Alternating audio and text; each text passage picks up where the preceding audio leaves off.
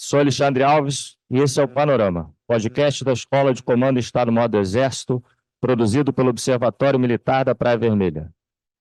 Você vai ouvir aqui sempre temas ligados à defesa, conflitos bélicos, geopolítica e estratégia. Daqui da Praia Vermelha, seguimos observando o que acontece de relevante no Brasil e no mundo.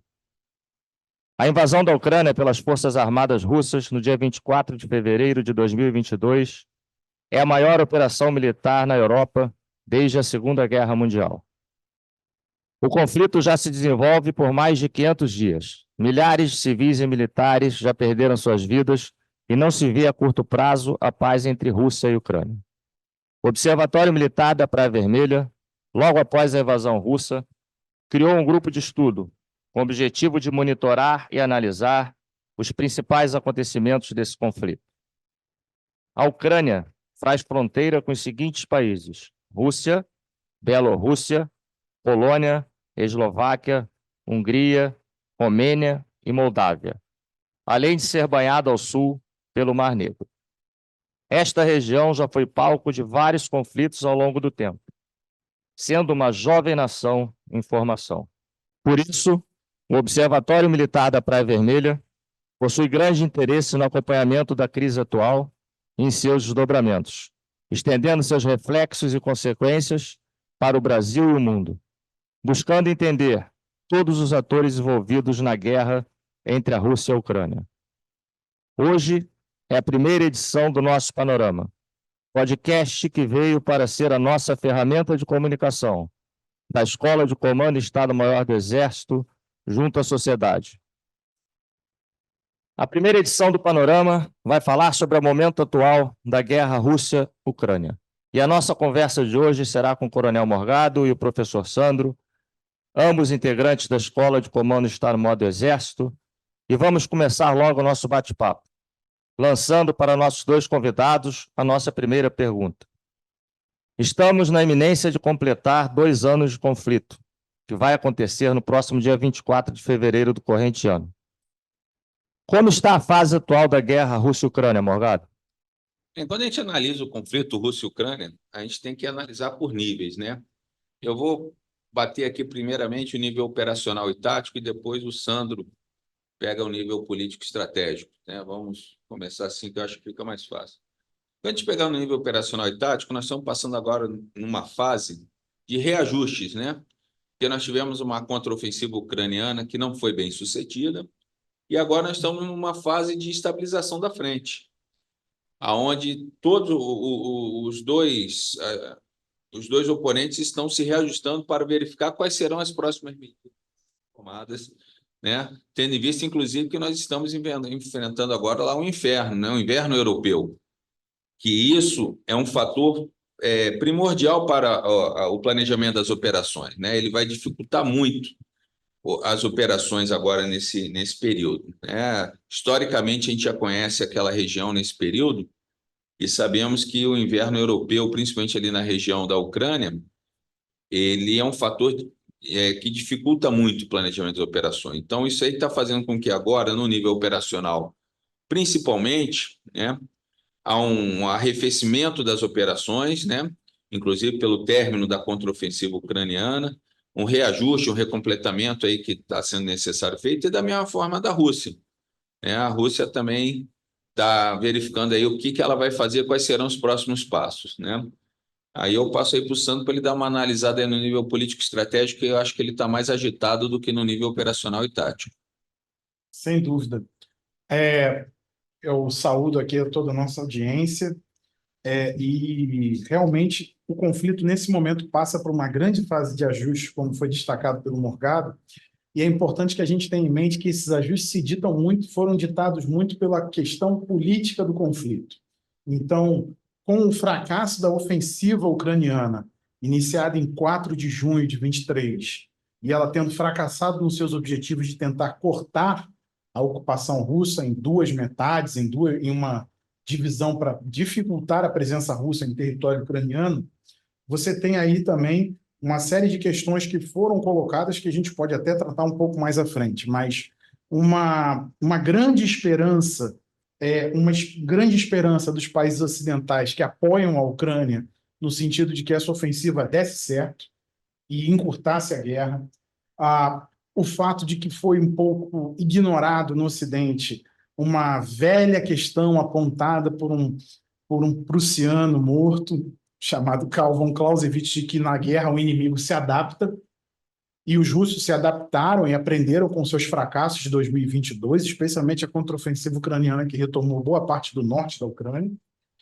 E essa adaptação russa promoveu não só uma sólida linha defensiva, que foi capaz de deter o avanço ucraniano, como foi capaz de colocar a Ucrânia em uma situação de cheque no nível político estratégico. Cheque no sentido de que as entregas de material militar ocidental não foram suficientes para que a Ucrânia conseguisse um sucesso operacional no campo de batalha. Então, isso começou a alimentar nos países ocidentais um questionamento se ainda vale apoiar a Ucrânia, se ainda vale gastar dinheiro com a Ucrânia, e o fato de que os russos têm empreendido uma larga campanha aérea estratégica contra a infraestrutura da Ucrânia, e é interessante perceber que durante o verão os russos miram muito a capacidade militar ucraniana. Quando vai chegando o inverno, eles miram a infraestrutura crítica. E temos que lembrar que do inverno de 22 para 23, 30% da infraestrutura energética da Ucrânia permaneceu. Então, não é mais uma capacidade de 100%, é uma capacidade de 30%. E agora essa campanha está se voltando novamente contra essa área energética e contra a infraestrutura de água, a infraestrutura hídrica. Então, isso coloca a Ucrânia numa situação muito difícil. Fora isso, a gente tem outros fatores aqui que têm que ser explorados também. A falha no pacote de ajuda da União Europeia, de 50 bilhões de euros, que foi bloqueado pela Hungria, e o cenário da política interna americana, que fica cada vez mais difícil de indicar um possível pacote de ajuda à Ucrânia. Vale lembrar que o Congresso americano está discutindo, desde setembro do ano passado, um pacote de ajuda para a Ucrânia, e esse pacote não sai. Sandro, já que você tocou nesse ponto aí da política norte-americana, eu tenho certeza que deve estar se referindo às eleições do corrente ano, que vão influenciar decisivamente no apoio a ser prestado ou não para a Ucrânia. Nós temos visto, logo após a eclosão da guerra, um pouco depois, a eclosão de outro conflito mundial de vulto, agora entre um agente estatal e um grupo não estatal, que é o conflito entre Israel e Hamas. E, com certeza, esse conflito influenciou decisivamente no que acontece na guerra da Rússia e da Ucrânia. Morgado, como é que você vê essa influência? Acho que o Sandro pode colaborar com a gente também. Até que ponto o conflito Israel-Hamas retardou o andamento da guerra Rússia-Ucrânia? Ou eu estou errado, ele não retardou, ele está se mantendo do jeito que está? Como é que a gente pode analisar essa influência do conflito de Israel contra o Hamas sobre a guerra Rússia-Ucrânia? Ele influencia, com certeza, né? Principalmente quando você pega os atores envolvidos, né? E um deles, o principal, é os Estados Unidos. Os Estados Unidos hoje ele tem duas frentes ali para, digamos assim, que ele tem que se preocupar, né? E não só os Estados Unidos, você tem a própria Rússia tem interesse ali no conflito. Então, o conflito de Israel e Hamas é um fator, sim, de influência muito grande no conflito Rússia e Ucrânia, né? E ele desvia atenção, não só atenção, mas desvia recurso, ele desvia material, ele desvia pessoal, né? Então e é um conflito, o que me parece, o Sandro pode até analisar, o conflito Israel-Hamas, ele é mais preocupante para o mundo do que o conflito Rússia-Ucrânia, porque ele envolve mais agentes, mais fatores complexos a nível mundial, né? E, com certeza, ele influenciou. Vamos ver o que o Sandro fala sobre isso aí também. Eu diria que retardar o conflito dependeria do ponto de vista. Se você é um ucraniano, sem dúvida retardou. Mas se você é um russo, você está agradecendo aos céus. Com certeza. Porque pacotes de ajuda militar americana que estavam pré-prontos, né, já separados e prontos para ser enviados à Ucrânia, mas dependiam de autorização do Congresso americano, foram imediatamente redirecionados para Israel. Para que se tenha uma ideia, nos primeiros dias do conflito, em 48 horas, os americanos conseguiram entregar por via aérea 21 toneladas de munição para Israel. E Israel é um ponto extremamente sensível da política externa americana. Entretanto, quando a gente olha as consequências globais do conflito Rússia e Ucrânia, a gente vê uma situação piorada da segurança europeia, mas que tem consequências muito diretas para a Europa e não tanto para o mundo. Você tem uma questão quanto ao abastecimento global de grãos, porque tanto Rússia quanto a Ucrânia são grandes produtores de grãos. A Ucrânia hoje está com uma produção comprometida, inclusive porque muito do combate se dá em área produtiva, em área que era produtora de grãos, e a Rússia por estar sancionada. Então, nem todos os países podem comprar da Rússia. Mas, no caso, Israel e Hamas é mais perigoso para o mundo porque é um conflito que está se espraiando. É só a gente ver a crise no Mar Vermelho, com os ataques dos rebeldes Houthis do Iêmen contra o tráfego global de mercadorias, e as tensões com o Irã, os ataques que têm sido feitos por milícias ligadas ao Irã em diversos países do Oriente Médio contra alvos americanos. Então, é um conflito que tem um derramamento muito maior do que a questão russo-ucraniana. E a influência direta desse conflito se dá porque isso capturou a atenção dos políticos americanos e do Congresso americano, que ditem a última palavra em assuntos de defesa americana e cooperação militar. Então, basta ver que o Congresso americano, apesar de estar travado em impasses em diversas áreas da política americana, ele foi capaz de aprovar sucessivos pacotes de ajuda a Israel de maneira bipartidária, com votações praticamente unânimes. Então, isso influencia, sim, na questão ucraniana, porque esse armamento não chega. A Casa Branca informou ao Congresso que desde o dia 26 de dezembro, não há mais nenhuma ajuda americana chegando à Ucrânia, toda a ajuda se esgotou, e isso tem, inclusive, influenciado mesmo no nível tático operacional. Para que se tenha uma ideia, durante a ofensiva ucraniana, os ucranianos, Alexandre, eles disparavam 8.000 granadas dia de artilharia contra os russos.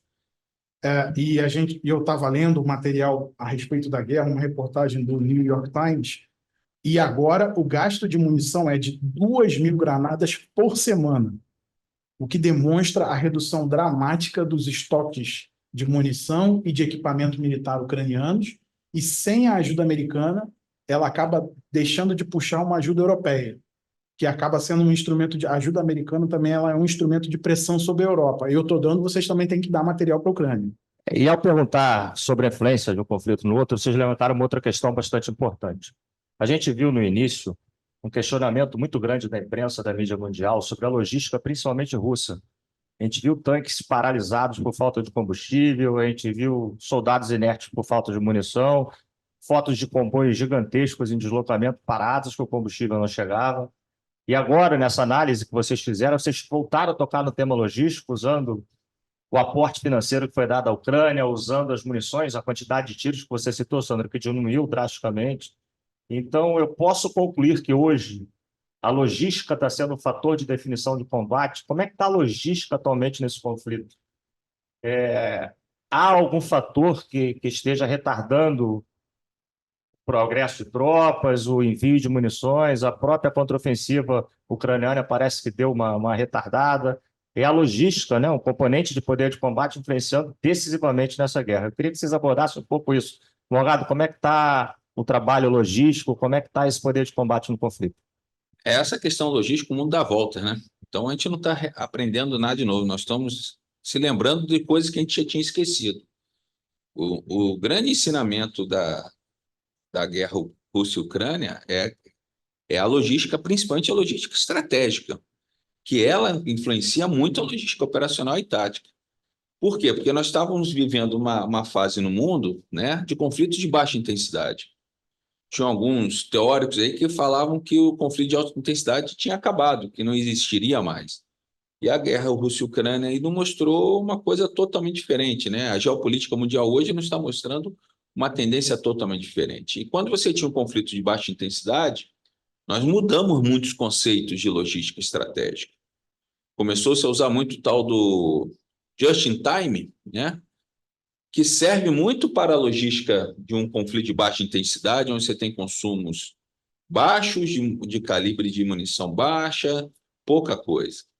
E agora nós estamos tendo aí problemas que a gente teve no passado, jogamos fora conceitos que estávamos acostumados a trabalhar, a planejar, e estão vendo agora que está na hora de a gente repensar, se está na hora de voltar com esses conceitos. E um ensaio que nós tivemos com relação a isso, eu posso falar que foi a pandemia. Se a gente parar para pensar, itens de fácil confecção como máscara, os americanos, que têm o maior parque industrial no mundo, teve que importar máscara da China, por causa dessa questão aí logística, né? Então, acho que a gente tem que repensar em reativar conceitos de logística estratégica que, por consequência, vai influenciar na logística operacional e tática que a gente tinha esquecido anteriormente. Não sei se o Sandro tem alguma ideia nova sobre isso aí. Há uma frase famosa de um general americano famoso, Omar Bradley, que falava o seguinte: amadores estudam táticas, profissionais estudam logística.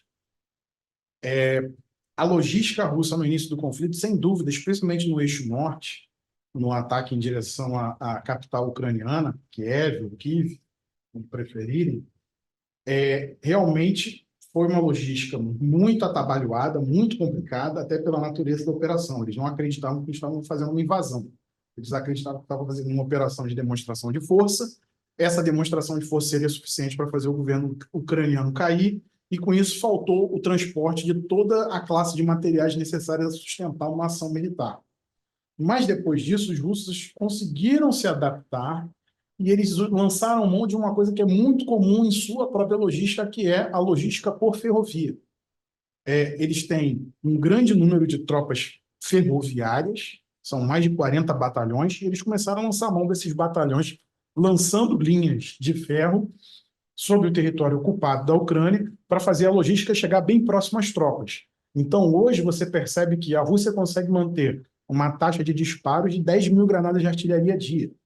Isso só é possível manter por uma tropa que está bem suprida. Embora a gente tenha uma série de notícias dizendo isso, a gente acaba vendo que a realidade dos fatos ela acabou se provando diferente das mensagens que apareciam na imprensa ocidental. Então, a gente cansou de ver matérias, especialmente ali no início do conflito, em março, né? A Rússia vai ficar sem mísseis em 5 dias, vai ficar sem dinheiro em 10 dias, e a gente vê que não. Inclusive, até a projeção deste ano do FMI para a economia da Rússia é de um crescimento de 2,8%. Um país que é o mais sancionado do mundo a ter um crescimento de 2,8% é admirável. É admirável. Eu não estou dizendo que eu admiro isso, eu estou dizendo que é impressionante que, a despeito de toda a restrição econômica global, a maior parte do setor bancário russo foi expulso do SWIFT. Então, o governo russo soube, no campo estratégico, preparar uma economia para a guerra, fazer uma produção de guerra, no qual eles conseguem produzir mais de 200 carros de combate por mês. Então, eles estão começando a conseguir repor as perdas. Para que o ouvinte tenha uma ideia, 200 carros de combate é um pouco menos do que o Ocidente entregou, todo o Ocidente entregou para a Ucrânia para a contraofensiva, que foram 220 carros de combate de variados tipos. O grosso era um Leopard 1, mas foram entregues Abrams, foram entregues Challenger britânicos, e outros tipos de viatura blindada, como o AMX-10 francês. Então, essa economia russa foi capaz de prover uma logística. E agora o drama ucraniano é que a Ucrânia não possui mais uma indústria militar. Então, ela é dependente do Ocidente. Sem o apoio ocidental, a logística ucraniana vai ficar numa situação muito difícil e, de certa maneira, difícil já está, porque ela recebeu muito material militar de variados países. Então, é um pesadelo logístico fazer a manutenção desse material.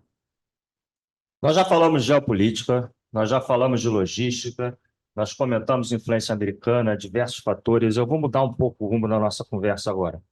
Nós assistimos na década de 90, ao vivo em casa, os conflitos entre Estados Unidos e o Iraque e o Afeganistão logo em seguida, nós pudemos observar ao vivo o que estava acontecendo. Hoje em dia isso evoluiu. Além de nós observarmos ao vivo o que está acontecendo, nós temos as redes sociais em que nós vemos diariamente sendo usadas em todos os conflitos recentes, e a guerra Rússia-Ucrânia não se faz diferente. Então, a guerra informacional ela está bastante intensa. A narrativa de um lado sempre rebatendo a narrativa de outro e vice-versa. Isso gera uma confusão muito grande para nós, até que estamos observando, tentando mostrar uma credibilidade de fontes, se realmente aquele fato aconteceu ou não. E o tema da nossa conversa agora é esse, a guerra informacional. Como é que a gente pode ver a influência da guerra informacional no conflito Rússia-Ucrânia, Morgado? O que a gente, novamente voltando aos níveis de combate, né? A guerra que a gente vê sendo travada é a guerra no nível operacional e tático. Essa é que chega a imagem para a gente, mas ela é travada também no nível político estratégico, né? E eu falo ainda mais que ela é principalmente travada no nível político estratégico, porque a guerra ela se ganha no nível político estratégico, né? E você tem uma manobra informacional, uma guerra informacional que dá o suporte à manobra física, que é essa que a gente vê acontecer. Então, os meios hoje de comunicação, né, de disseminação de informações, potencializaram muito a questão informacional do conflito, né?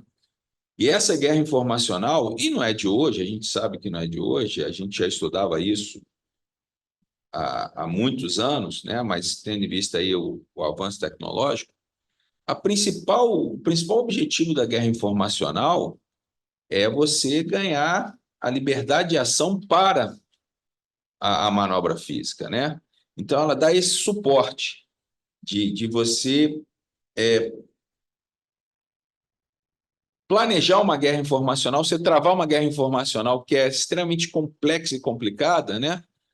De tal forma que a manobra física alcance seus objetivos, né? E o que a gente vê na guerra Rússia-Ucrânia é algo escolar, né? E a gente tem que tomar um cuidado muito grande, porque às vezes a gente só está analisando a coleta de informações só de um lado, só do Ocidente.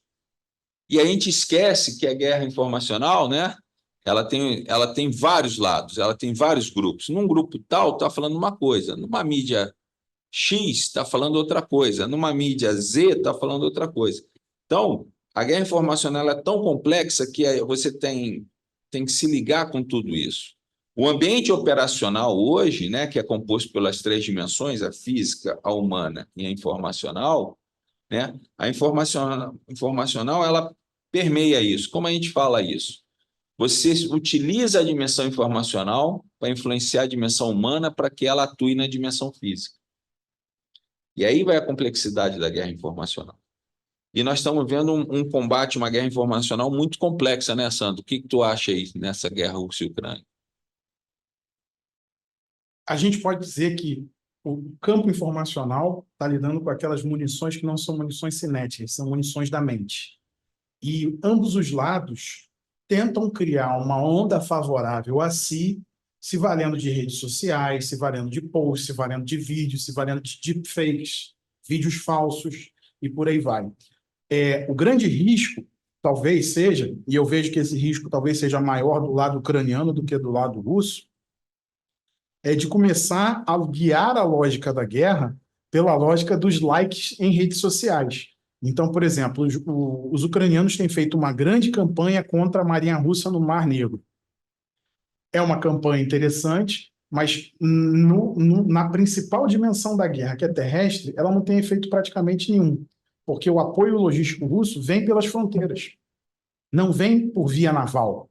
Então, às vezes, a destruição de uma beloonave russa serve como uma forma de Kiev mostrar que tem conseguido infligir danos à Rússia.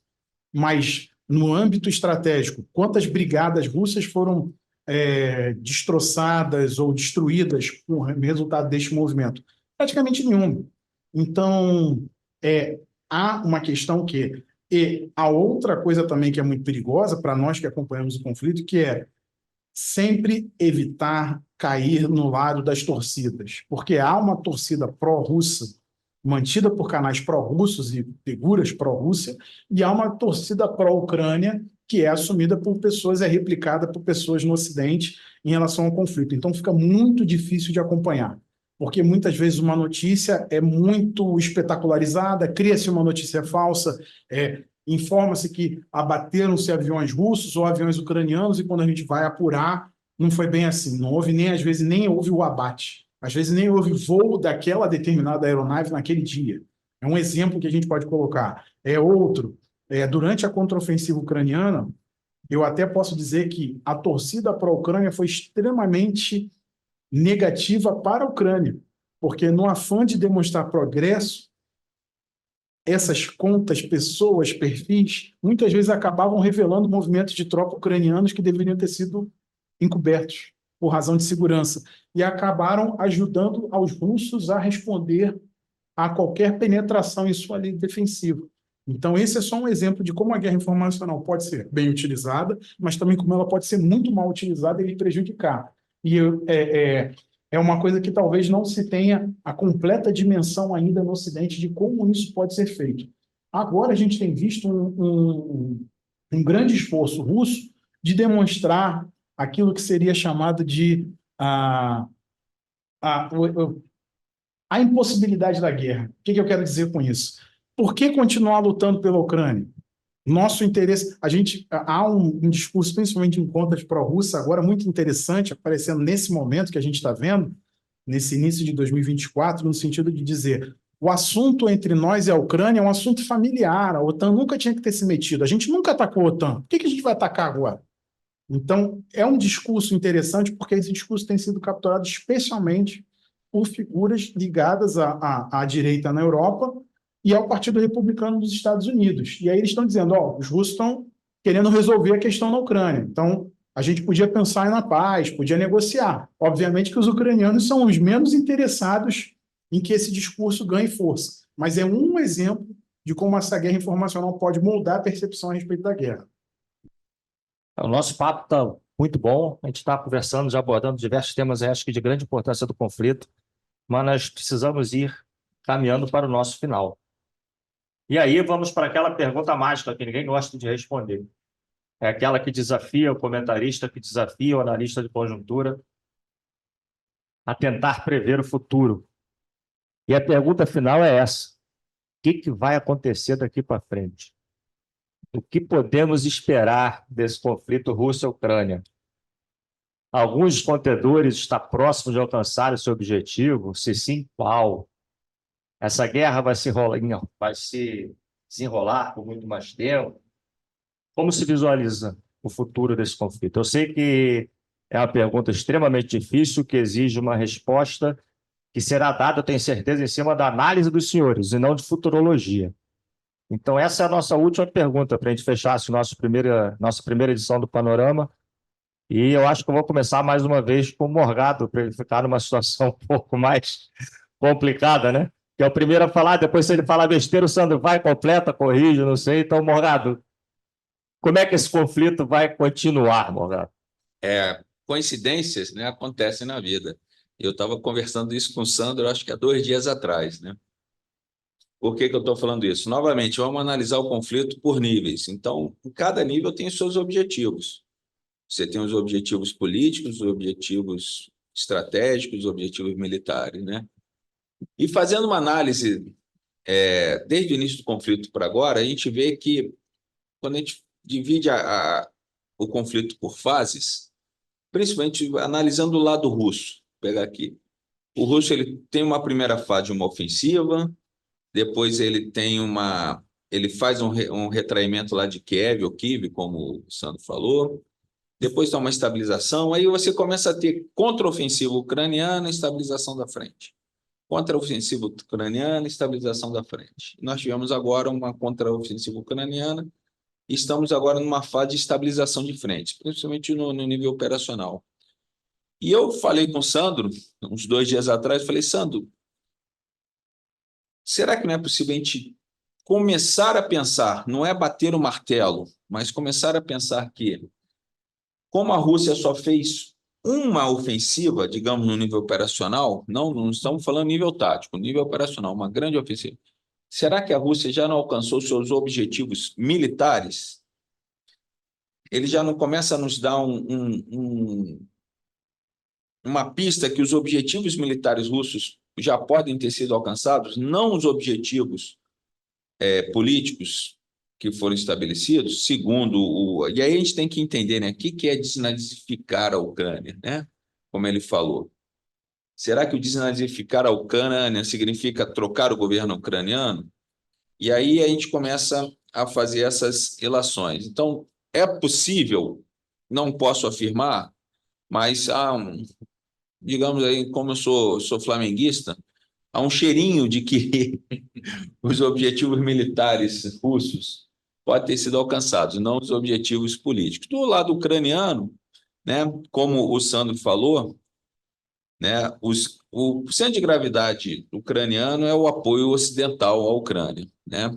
E esse apoio ocidental já começa a ser contestado pela duração do combate, pelo novo conflito Israel-Hamas que está desviando. Então, isso está tirando, afastando a Ucrânia de ter meio de alcançar os seus objetivos, né? E o que esperar daqui para frente, né?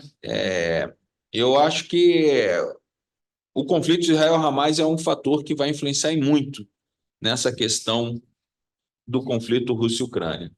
Ele pode ajudar digamos assim, a encurtar o conflito Rússia-Ucrânia, se o conflito Israel-Hamas escalonar, né? Não sei o que o Sandro acha aí. Sandro, você concorda com essa previsão do Morgado? Pode discordar, viu? Não tem problema nenhum, não. A gente está aqui para discutir, debater ideias, tentar entender o que está acontecendo. Analisar a guerra é sempre contingente, né? A gente sempre depende das contingências que podem acontecer.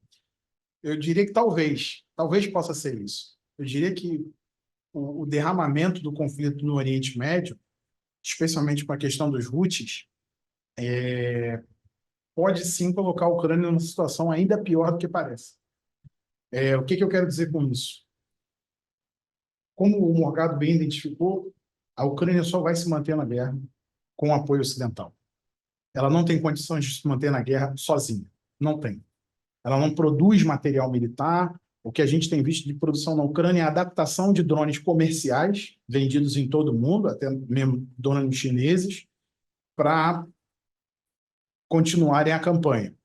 Entretanto, os russos se adaptaram ao conflito, começaram a voltar à sua produção. O gasto russo, nesse momento, é o maior gasto. O gasto russo em defesa por ano, para este ano, é o maior gasto da Federação Russa desde a queda da União Soviética. Então, isso já demonstra que os russos estão considerando isso, mas os russos estão olhando pelo conflito pela ótica que o Talibã olhou para o conflito no Afeganistão. A OTAN pode ter todos os relógios, mas nós temos o tempo. Então, a OTAN não está na Ucrânia. E talvez nem esteja na Ucrânia. E uma solução que leve a Ucrânia à OTAN necessariamente vai passar por uma negociação com a Rússia. E talvez esse seja o desejo russo, inclusive ao iniciar esse conflito, resolver a última fronteira da Europa na qual ela ainda não tinha uma condição de segurança que fazia a se sentir segura.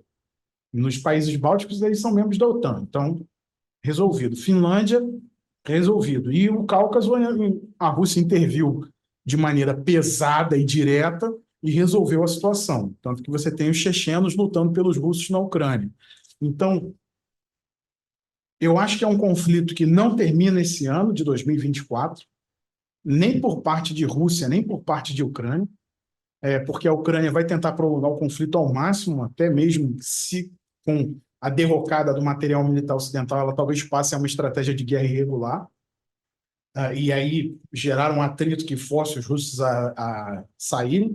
E pelo lado russo é esperar para ver o que vai acontecer com o Ocidente em 2024, regenerar suas forças, recuperar capacidades, que é o que ela tem feito ao longo do ano de 2023, recuperar a produção, recuperar material de emprego militar, recuperar as suas unidades desgastadas, e isso ela tem conseguido fazer com grande e até uma certa tranquilidade. Ela conseguiu quando os ucranianos conseguiram fazer uma brecha na linha defensiva russa, que foi em torno de Robotini, ali por meados de julho, agosto, os russos redirecionaram uma divisão e fecharam a brecha. Então, a Rússia espera como o Ocidente vai responder a 24. Eleição nos Estados Unidos, diversas eleições na Europa. Se a derrocada da ajuda ocidental vai se configurar, porque a gente também pode ter uma mudança nisso, a gente pode ter, de repente, o Ocidente, não, a gente tem que ajudar a Ucrânia a mudar a sua própria ideia e entrar com dinheiro, com material e por aí vai, mas eu acho que os russos estão esperando para ver o que vai acontecer, especialmente a partir dos Estados Unidos, porque aí talvez eles partam para uma grande ação a partir de 2025. Esse ano eu acho que vai ser um ano de adaptação, vai ser mais ou menos como foi entre ali meados de 1915 a meados de 1916 na Primeira Guerra Mundial. Todo mundo se adaptando. É muito bom ouvir essas análises, né? Eu acho que a gente consegue chegar ao final do nosso podcast, deixando os nossos ouvintes com uma clara visão do que nós aqui do Observatório Militar da Proa Vermelha visualizamos sobre o futuro do conflito. Eu gostaria, então, de agradecer ao professor Sandro, ao coronel Morgado. Espero que nossos ouvintes tenham gostado da nossa conversa. E a nossa primeira edição do Panorama termina aqui. Concluímos o nosso primeiro podcast da Escola de Comando de Estado-Maior do Exército. Se você quiser saber mais sobre a guerra da Ucrânia, acesse o link ompv.eb.mil.br.